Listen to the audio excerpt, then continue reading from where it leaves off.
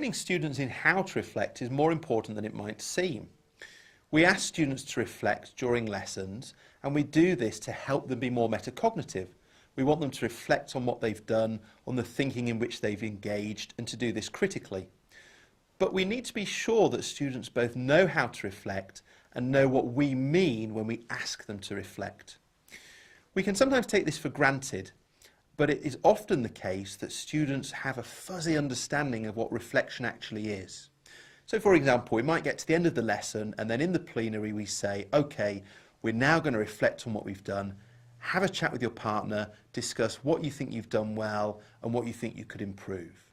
Now there's nothing wrong with that per se, but the risk we run is that students might not have the same understanding of reflect and reflection as we do. So they then might engage in a discussion and it appears on the surface that reflection is going on, but really we have to wonder, how critical are students being? To what extent are they really digging down into what they have done and critically evaluating it?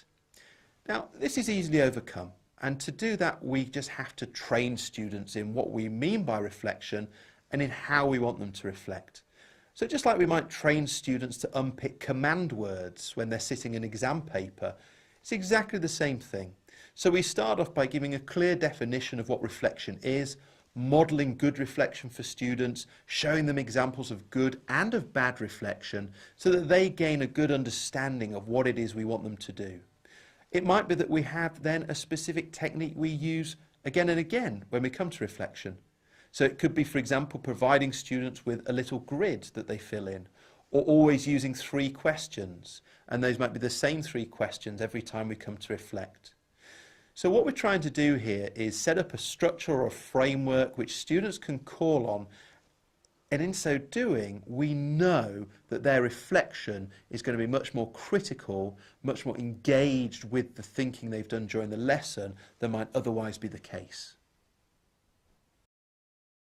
Golden nugget: train students in how to reflect effectively.